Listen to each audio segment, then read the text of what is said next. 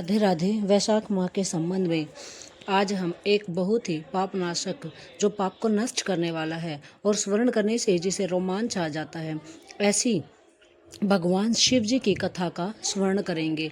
यज्ञ दीक्षा में उपगत दक्ष प्रजापति एक समय महादेव जी के बुलाने के लिए कैलाश पर गए। उन्हें देखकर, उन्हीं की भलाई को सोचकर महादेव जी ने उठकर उनका आदर ही नहीं किया। शिव जी ने सोचा कि मैं संपूर्ण देवताओं का गुरु हूँ, मैं वेदों को जानने योग्य सनातन हूँ, चंद्रमा और इंद्र आदि देवता भी सब मेरे सेवक हैं। सेवक स्वामी सेवक के आने पर नहीं उठता है, ऐसे पीत स्त्री के लिए गुरु शिष्य के लिए नहीं उठता है। यही शास्त्र वेताओं का भी मानना है। गुरुत्व में संबंध कारण नहीं होता, मतलब गुरुत्व में रिश्ते मायने नहीं रखते। इसलिए यह सब सोचकर भगवान शिव ने अपना उठना उचित नहीं समझा और बोला, यह मेरा ससुर है। ऐसा विचार कर दक्ष प्रजापति की भलाई सोच महादेव जी आसन से खड़े नहीं हुए। जब प्रजापति ने देखा कि महादेव ने उठकर मेरा आदर नहीं किया तो उन्हें बड़ा क्रोध आया और अनेक प्रकार से महादेव जी की आगे ही निंदा करने लगे कि आश्चर्य है, यह अकृत आत्मा दरिद्री, इसको इतना बड़ा अहंकार है। इसका धन केवल एक बूढ़ा बैल, जिस पर केवल चर्म ही शेष रह गया, कपाल की हड्डी धारण करते और अत्यंत पाखंडी है। ऐसे वृथा अहंकारी या भगवान कैसे कल्याण करेंगे? यह कोई शुभ कर्म नहीं करता और महा अपवित्र है। इसे भी विद्वान मनुष्य अच्छी तरह से जानते हैं। दरिद्रता के मारे शीत से व्याकुल इस पवित्र हाथी के चर्म को ओढ़ते हैं और शमशान में घर है और सर्पों के आभूषण धारण करते हैं। न इनके पास धीरज है, न ज्ञान है, और उस भस्मासुर से दूर भाग गया है। रात दिन भूत प्रेत पिशाच संग में ऐसे दर्जन रहते हैं, इसके कुल का कुछ भी ठिकाना नहीं है और न ही महात्मा इसकी प्रशंसा करते हैं। दुरात्मा नारद जी ने पहले व्यर्थ बड़ाई की, उसी की बताने से मैंने उनकी अपनी कन्या सती का विवाह इसके साथ कर दिया। यह भी अलग धर्म वाली हो गई, इसी को अपने घर में सुखपूर्वक वास करावे ऐसा भी नहीं है। मैं इसे कभी नहीं सह सकता। यह मेरी पुत्री से भी मुझे कुछ प्रयोजन नहीं। जैसे कुम्हार का घड़ा चंडाल के हाथ में पहुंच जाने से किसी काम का नहीं रहता, ऐसे विमूढ़ आत्मा दक्ष ने सती और शंकर को निमंत्रण ही नहीं दिया और अनेक प्रकार के कुवाक्य यानी बुरे शब्द कहकर वहां से चला गया। उसके बाद यज्ञ स्थान में जाकर ऋत्विक और मुनियों को संग ले विधि पूर्वक यज्ञ करने लगा और श्री शंकर जी की निंदा करता रहा। ब्रह्मा और विष्णु को छोड़ सिद्ध, चारण, गंधर्व, यक्ष, राक्षस और किन्नर आदि सब देवता यज्ञ में आ गए। तब सती को बड़ी इच्छा हुई कि किस प्रकार से यज्ञ का उत्सव देखूं और अपने परिवार वालों से मिलूं। स्त्रियां स्वभाव से चंचल होती है। महादेव जी ने कहा, तुम मत जाओ, परंतु उसने एक भी बात नहीं मानी और जाने की ठान ली। महादेव जी बोले, हे वरवर्णिनी, सभा में बैठकर मेरी सदा निंदा करते हैं, जो तुमसे न सही जाएगी। तुम निश्चय ही शरीर त्याग दोगी। मैंने भी घर की इच्छा से असहनीय सहन किया है, ऐसा तुमसे न हो सकेगा। अतएव तुम अपने पिता के घर में मत जाओ। मुझे ज्ञात है कि वहां जाने से कल्याण नहीं होगा। इस प्रकार समझाने पर भी सती नहीं रुकी और अकेले ही घर से निकलकर पैदल चल दी। तब नंदी ने चुपचाप सती को अपनी पीठ पर बैठा लिया और करोड़ों गण, भूत आदि गण, महादेव जी के गण पीछे हो लिए। यज्ञशाला में जाकर महल के भीतर वो चली गई, परंतु जब उससे कोई बोला तक नहीं तो वो दुखी होकर वहां से बाहर चली आई और महादेव जी को याद कर वहां गई जहां यज्ञ हो रहा था। दक्ष प्रजापति और सब लोगों ने सती को देखकर चुपचाप रहे, न कुछ बोले। किसी ने कुछ भी नहीं कहा तो वहां खड़ी रही और रुद्र की आहुति तक पिता की चेष्टा देखती रही। जब दक्ष ने रुद्र को छोड़कर आहुति दी तो सती की आंखों में आंसू भर आई और बहुत ही दुखी होकर वह बोली, जो मनुष्य बड़ों का अपमान करते हैं उनका कल्याण नहीं होता। तुमने सब संसार की रचना करने वाले, सबके प्रभु, अविनाशी उस रुद्र की आहुति नहीं दी। ये जितने बड़े बड़े ऋषि मुनि और महात्मा इकट्ठे हुए हैं, इन्होंने भी तुम्हारी दुष्ट बुद्धि को दूर नहीं किया। विधाता इनके भी विमुख ज्ञात होता है। जब सती ने ऐसा कह रही थी तब पूषा देवा मुख फाड़कर हंसने लगा और शुभ कर्मों से हीन शुक्राचार्य दाढ़ी और मूछों को फड़काने लगे। बहुत से भुजा, पांव, उरु और कक्षाओं को फड़काने लगे और सती का पिता अभाग्य से निंदा करने लगा। उनकी बातों को सुनकर सती जो है क्रोध से लाल हो गई और अपने पति की निंदा सुनने के प्रायश्चित करने के लिए उसने अपनी देह को त्याग करना चाहा। सब देखते देखते सती होम की अग्नि में गिर पड़ी। सती के गिरते ही बड़ा हाहाकार मच गया। महादेव जी के गण भागकर शिव जी के पास पहुंचे और सब कथा सुनाई। सुनते ही शिव जी ने सहसा उठकर कालांतक के समान क्रोध से एक जटा उखाड़कर पृथ्वी पर दे मारी। तब बड़ा बलवान बड़ी देह वाला वीरभद्र उस जटा से उत्पन्न हुआ। उसके सहस्त्र भुजा थी और उसका रूप यमराज के समान था। वह वीरभद्र महादेव जी के सम्मुख खड़ा होकर हाथ जोड़कर खड़ा हो गया और कहने लगा, हे प्रभु, जिस काम के लिए आपने मुझे उत्पन्न किया वह काम बताइए। यह सुनकर रुद्र भगवान क्रोध करके सम्मुख खड़े वीरभद्र से बोले, तू अभी जाकर मेरे निंदक दक्ष का नाश कर दे, जिनके कारण प्रिया सती को देह त्यागना पड़ा, और बड़े बड़े बलवान भूत गणों को आज्ञा दी कि तुम भी इसके संग चले जाओ। महादेव जी की आज्ञा पाकर सब के सब यज्ञशाला में पहुंचे और देवता, असुर, मनुष्य आदि सब को मार गिराया। पूषा दांत निकालकर हंसा था, वीरभद्र ने उसके दांत उकाट दिए और दुरात्मा भृगु की दाढ़ी मूछ उखाड़ डाली। जिसने जो जो अंग फड़काया था, जो जो आचरण किया था, वीरभद्र ने उसके वही अंग उखाड़ कर फेंक दी। तब दक्ष सिर काटने के लिए बड़ा उद्योग हुआ, क्योंकि उसके सिर की रक्षा भृगु अपने मंत्र बल से कर रहा था। इससे सिर नहीं कट रहा था। तब रुद्र ने स्वयं आकर उस दुरात्मा का सिर काटकर अलग कर दिया। इस प्रकार यज्ञ में जो आए थे सबका संहार कर गणों सहित कैलाश को वो वापिस चले गए। जो मरने से बचे वो ब्रह्मा जी की शरण में गए। उनको संग लेकर ब्रह्मा जी कैलाश पर पहुंचे और वहां जाकर अनेक प्रकार समझा बुझाकर क्रोध को शांत किया महादेव जी के, और महादेव जी को लेकर यज्ञशाला में पहुंचे। यज्ञ में जो मारे गए थे उन सबको फिर जीवन दान दिया।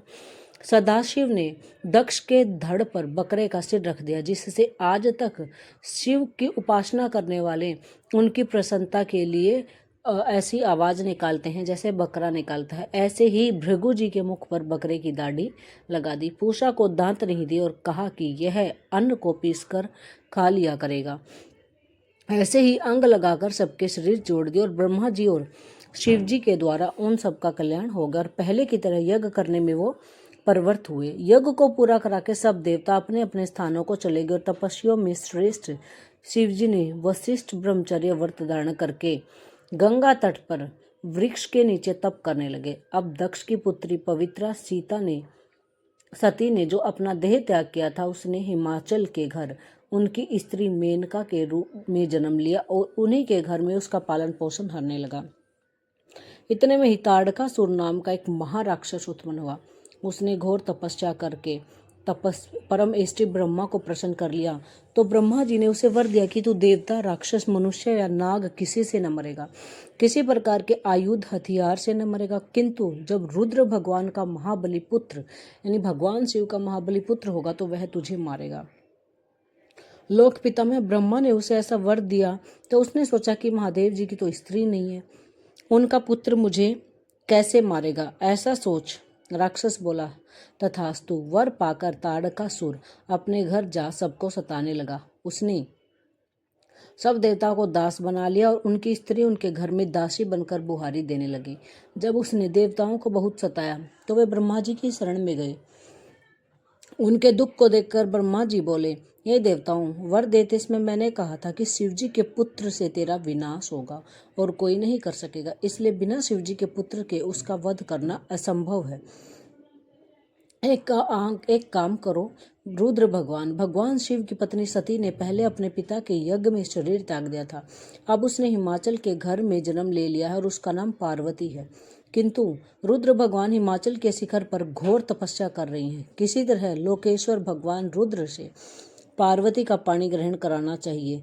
तब सब देवता इंद्र के संग में अमरावती गए और वहां गुरु बृहस्पति जी से सलाह मिलाई। तब इंद्र ने कहा, अपने कार्य की सिद्धि के लिए हमें नारद और कामदेव को बुलाया। जब वो दोनों आए तब इंद्र कहने लगा कि हे नारद, तो हिमाचल के घर जाकर यह समझाओ कि पूर्व जन्म में दक्ष की पुत्री और शंकर की पत्नी ही तेरी पुत्री हुई है। दक्ष की कन्या के वियोग से महादेव जी तेरे शिखर पर तप कर रहे हैं, अतः उनकी सेवा के लिए उनकी प्रिय पत्नी को नियुक्त कर। तेरी पुत्री उनकी ही पत्नी होगी और वे उनके पति होंगे। इंद्र की आज्ञा पाकर नारद जी उनकी बात मानकर जैसे कहा था वैसे ही करने लगे। फिर कामदेव से इंद्र ने कहा, सब देवताओं तथा महादेव जी के हित के लिए वसंत ऋतु को संग लेकर तू रुद्र भगवान के तपोवन में चला जा, वहां तू चारों ओर मनोहर वसंत ऋतु का विस्तार कर, और जब माता पार्वती जी महादेव के पास पहुंच जाए तब धनुष पर बाण चढ़ाकर ऐसा मार कि महादेव जी मोहित हो जाएं, और उनका संगम होने का सब कार्य अवश्य पूरा हो जाएगा। कामदेव जो आज्ञा कहकर वसंत ऋतु अपनी स्त्री रति और अनुचरों को संग ले उसी ओर चला गया, और जाकर उसने शक्ति से असमय में वसंत ऋतु उत्पन्न कर दी। चारों ओर वन की शोभा अपूर्व हो गई। शीतल संद मंद सुगंधित हवा चलने लगी। देवताओं से इसमें महादेव जी भी पार्वती की सेवा से प्रसन्न होने गोदी में बैठाकर कुछ कहना प्रारंभ करने लगे। तब कामदेव जी ने समझा कि प्राण प्रिया के संग का यही उचित समय है, इसलिए धनुष उठाकर महादेव जी के पीछे चला गया और वृक्ष की ओर से एक बाण छोड़ दिया, और दूसरा बाण चढ़ाकर चलाने को ही था कि महादेव जी का मन चंचल हो गया और वो सोचने लगे कि मेरा मन तो कभी चलायमान होता ही नहीं है, ऐसा विकार किसने कर दिया।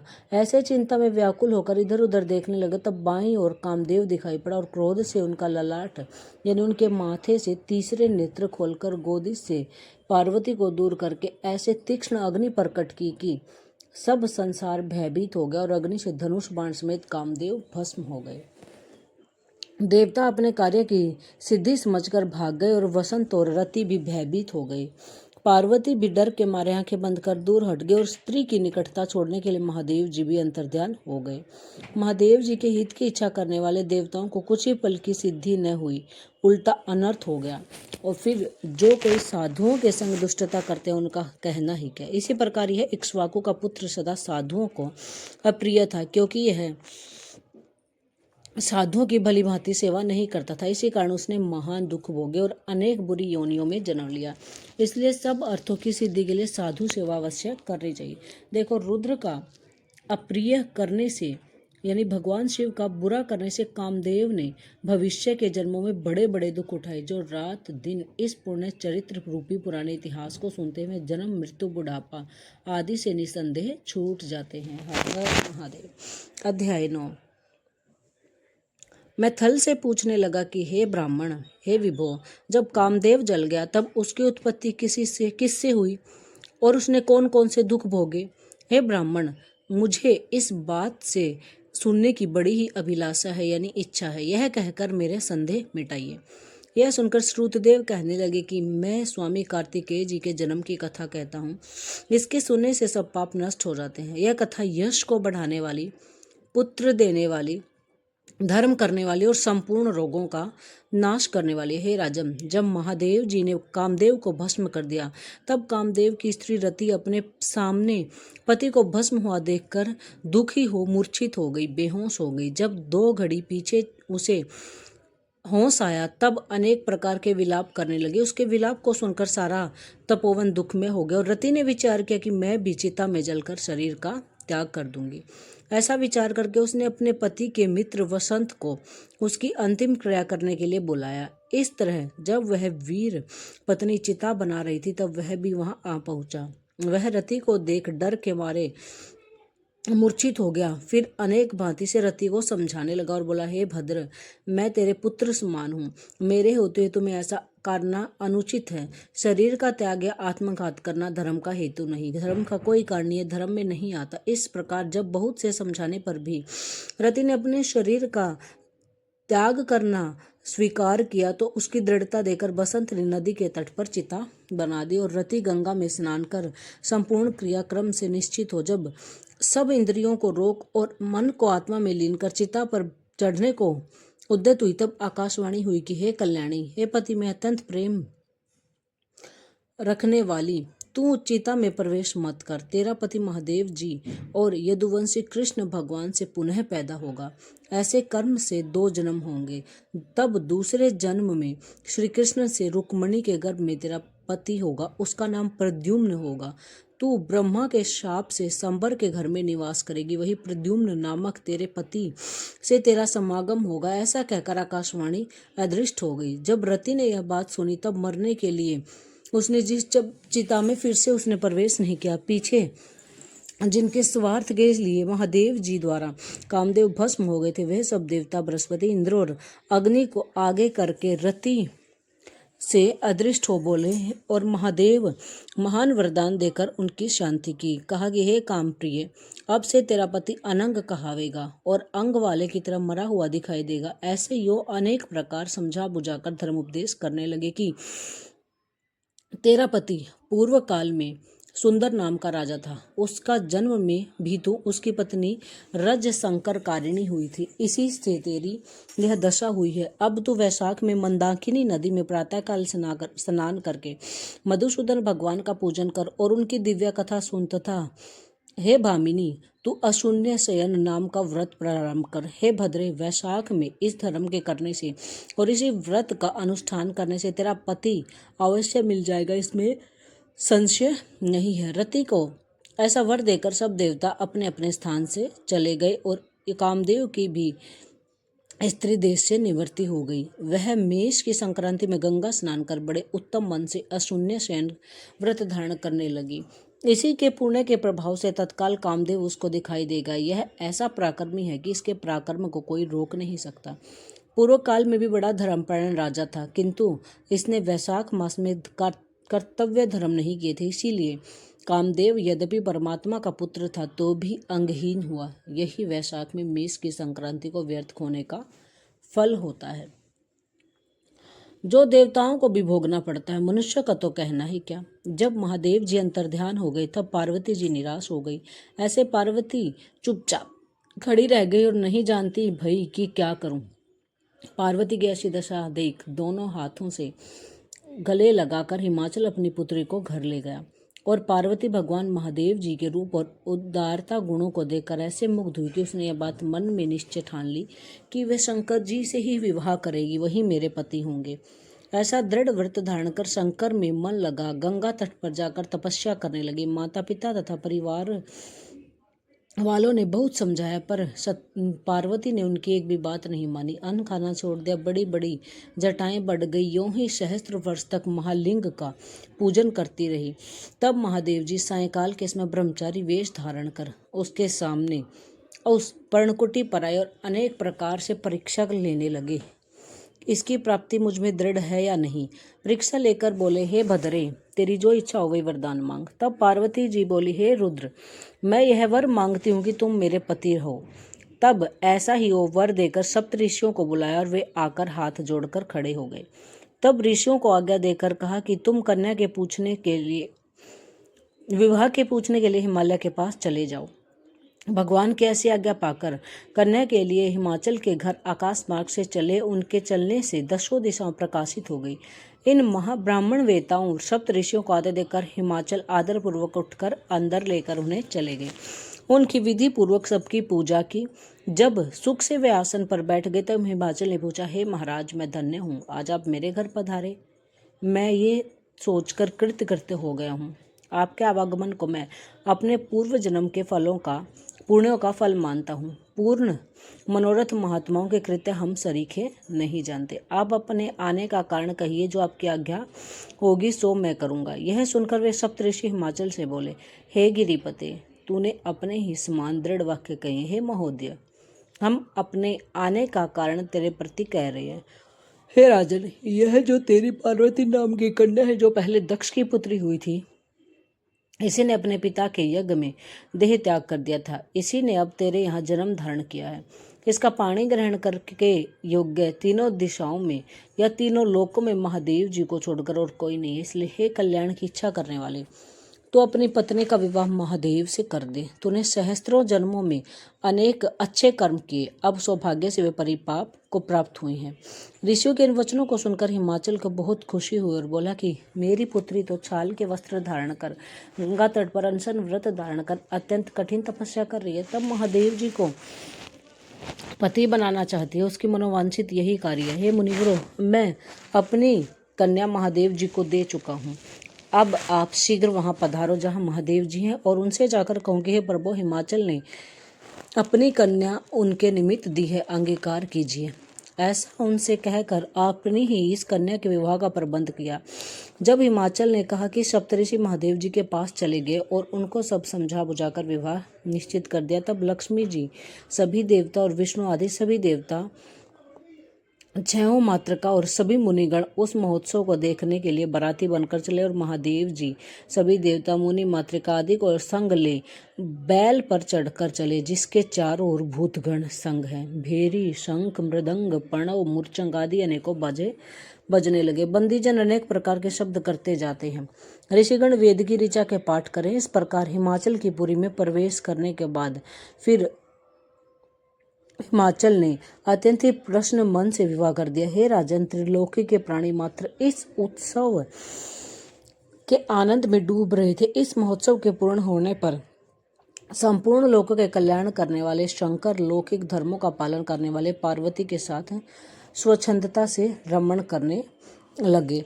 नंदिनी के तीर पर वन के बीच रात्रि में जहाँ मतवाले भंवरे गूंजते थे, पक्षी कहूँते थे और शब्द करते थे, ऐसा स्थान जहाँ पर महादेव जी सहस्त्र दिव्य तक रमण करते रहे, देवराज इंद्र ने स्त्रियों को वर दिया कि उस समय पुरुष संसर्ग करने से निश्चय स्त्रियों का गर्भ गिर जाए। जब महादेव जी पार्वती के संग नित्य प्रति रमण करने लगे और गर्भ स्थिति न हुई, तब देवताओं ने घोर चिंता उत्पन्न हुई। सब मिलकर आपस में विचार करने लगे कि क्या कारण है कि महादेव जी नित्य प्रति पार्वती के संग रमण में प्रवृत्त होते हैं। ऐसे नित्य ही गर्भस्राव हो जाने से हमारे कार्य की सिद्धि कठिन है। अतः अब कोई ऐसा उपाय करना चाहिए जिससे महादेव जी फिर रति करने में प्रवृत्त न हो। ऐसा कहकर थोड़ी देर तक विचार करते रहे। फिर क्या करें, ऐसा निश्चय हुआ कि यह कार्य अग्नि देवता कर सकते, इसलिए अग्नि का अत्यंत सम्मान करने लगे। हे अग्नि, तू ही देवताओं का सुख मुख है, तू ही बंधु है और अब तेरे ही हाथ में सब बात है। अब तू अभी वहां जाकर महादेव जी रमण कर रहे हैं, जब वे रमण कर चुके तब तू प्रकट हो सम्मुख चले जाना, जिससे वो पुनः रमण न कर सके, क्योंकि तुझे देखकर पार्वती जी लज्जा के मारे वहां से हट जाएगी। तब तू शिष्य होकर कामारी शिवजी से तत्व प्रश्न करना। ऐसे तत्व प्रश्न के बहाने से महादेव जी का बहुत सा समय लगा देना। ऐसे बहुत काल व्यतीत हो जाने पर पार्वती से स्वामी कार्तिकेय का जन्म होगा। जब देवताओं ने ऐसे प्रार्थना की तब अग्नि ने कहा, अच्छा मैं जाता हूँ। यो कहकर महादेव जी के पास गया, परंतु वीर्य के स्खलित होने से पहले ही रमण समय अग्नि चला गया। उसे देख वस्त्रहीन होने के कारण पार्वती की बड़ी लज्जा उत्पन्न हुई और मन खिन्न हो गया। तब रमण छोड़ अलग हो गई। तब महादेव जी को बड़ा क्रोध हुआ और अग्नि से बोले, हे दुर्मति, यह असखलित वीर्य को तू ग्रहण कर। दुष्ट, मेरा वीर्य दुसह है, तूने रति में विघ्न किया है, अतः अपने वीर्य को तेरे मुख में त्याग दूंगा। ऐसा कह अग्नि के मुख में वीर्य छोड़ दिया।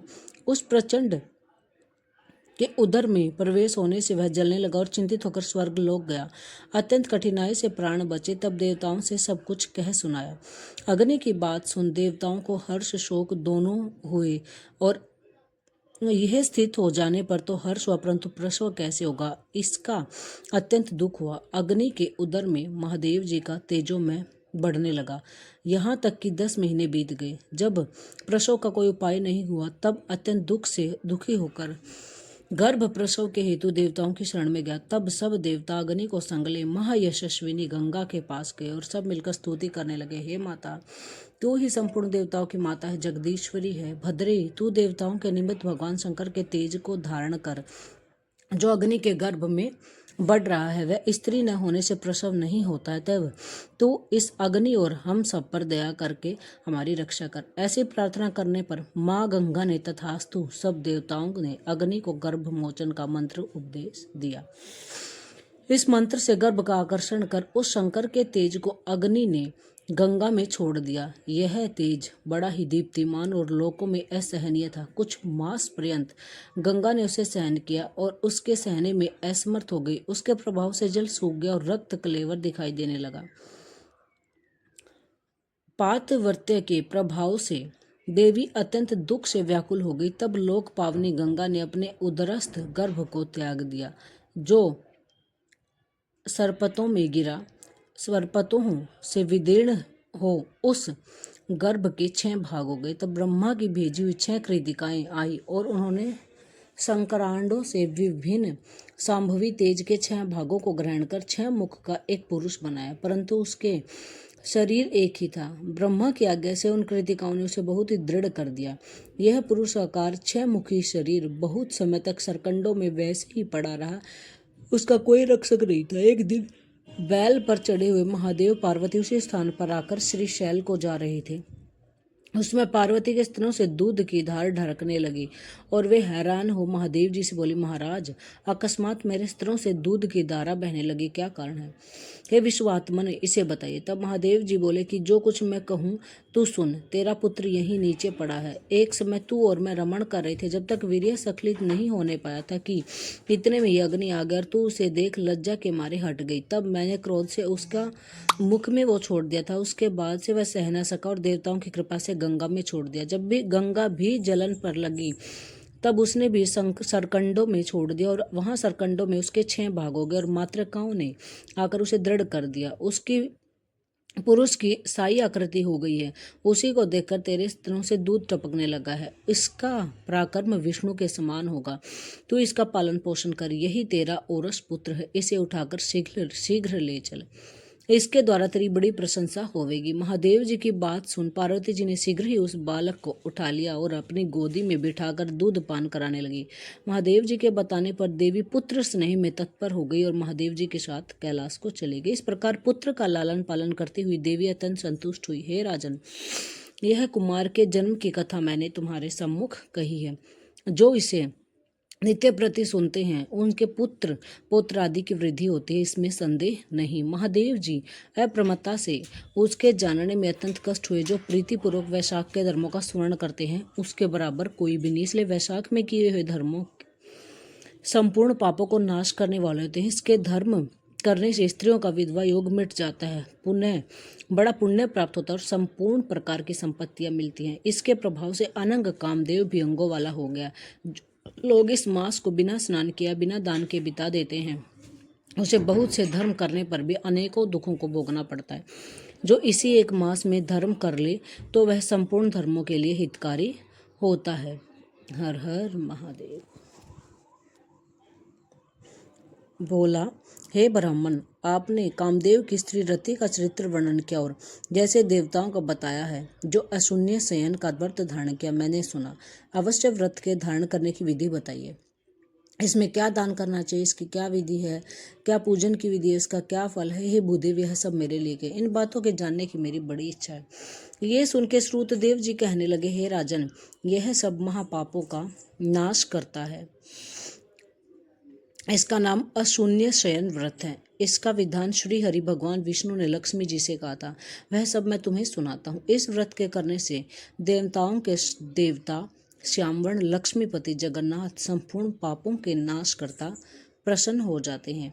हे राजन, इस पाप नाशक व्रत को किए बिना जो गृहस्थ धर्म में प्रवृत्त हो जाते हैं उसका सब काम करना निष्फल हो जाता है। हे महीपते, श्रावण शुक्ल द्वितीया के दिन इस अशून्य शयन नाम के सर्वोत्तम व्रत को धारण करें। चातुर्य मास में हिवशातन अन्न भोजन करें। फिर चातुर्य मास व्यतीत होने पर सम्यक पारायण करें तथा लक्ष्मी नारायण का पूजन करें। पारायण के दिन भक्ष्य भोजी आदि चारों प्रकार के भोजन करें। फिर किसी ब्राह्मण को देवे सोने और चांदी की मनोहर मूर्ति बनवावें। पीताम्बर धारण करें। सुंदर वनमाला से सजाए और सफेद पुष्प और सुगंधित द्रव्यों से पुरुषोत्तम भगवान का पूजन करें। भगवान शिव का पूजन करें और ब्राह्मणी दोनों को संग में बैठाकर भोजन करवाएं और दक्षिणा दे पूजन करें। ऐसा नित्य प्रति 4 मास तक जनार्दन भगवान का पूजन करते रहें। फिर